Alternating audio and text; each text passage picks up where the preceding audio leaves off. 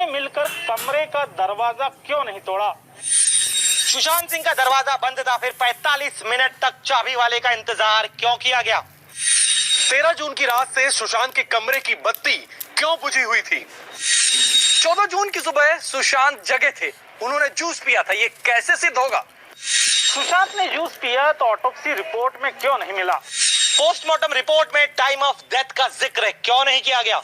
क्या सुशांत का पहले मर्डर हुआ और फिर उसे सुसाइड बना दिया गया? क्या रिया का सुशांत को छोड़कर जाना साजिश का पार्ट था? क्या सुशांत के मौत की स्क्रिप्ट पहले लिख दी गई थी?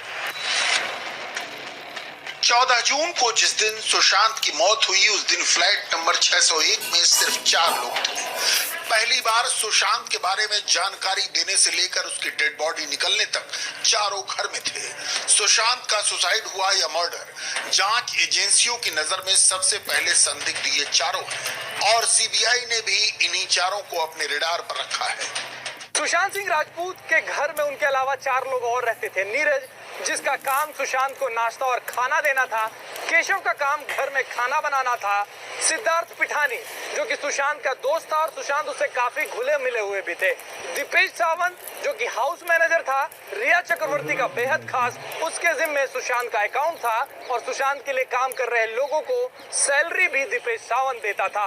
नीरज ने सीबीआई से पूछताछ में बताया है कि 14 जून की सुबह सुशांत 8 बजे उठ गए थे। उन्होंने जूस पिया और वापस अपने कमरे में चले गए। 10:30 बजे जब लोगों ने उनका दरवाजा पीटना शुरू किया, उनसे पूछने लगे कि सुशांत आप बाहर क्यों नहीं आ रहे? जवाब नहीं आया तो तकरीबन 1:30 बजे चाबी वाले को बुलाया गया। चाबी वाले ने जब लॉक तोड़ा और दरवाजा खोला तो सुशांत वहां पर पंखे से लटके हुए दिखे। लेकिन पिछले 3 घंटों में हुआ क्या? इन सवालों का जवाब सीबीआई इन चारों से जानना चाहेगी। सुसाइड मिस्ट्री पर संदेह क्यों लग रहा है? उसकी एक सबसे बड़ी वजह जो सामने आई है, चारों संदिग्धों का बयान जो एक दूसरे से मेल नहीं खा रहा, जिसके बाद नीरज, सिद्धार्थ और दीपेश से फिर पूछताछ कर रही है सीबीआई। सिद्धार्थ पिठानी, दीपेश और नीरज को आमने सामने बिठाकर कर रही है पूछताछ। तीनों द्वारा सीबीआई को दिए बयान और मुंबई पुलिस को दिए बयान में अंतर मिला है, इसलिए आमने सामने बिठाकर पूछताछ की जा रही है। इस केस के 3 अहम किरदार हैं, सिद्धार्थ पिठानी, नीरज और दीपेश सावंत। तीनों से लगातार सीबीआई पूछताछ कर रही है और तीनों संदेह के घेरे में, इसलिए सीबीआई बार बार पूछताछ कर रही है। तीनों के बयान अलग अलग भी हुए हैं और साथ बिठा के भी हुए हैं। बयान में भारी कॉन्ट्राडिक्शन है, विरोधाभास है, बेमेल बयान है। यही वजह कि सीबीआई लगातार इनसे पूछताछ कर रही है। जो सिद्धार्थ पिठानी कह रहा है वो दीपेश सावंत नहीं कह रहा है, जो दीपेश सावंत कह रहा है वो नीरज नहीं कह रहा है। हम 8 जून से शुरू करेंगे। 14 जून से पहले जो सबसे अहम तारीख है वो 8 जून की है। 8 जून को ही रिया घर छोड़ के गई थी।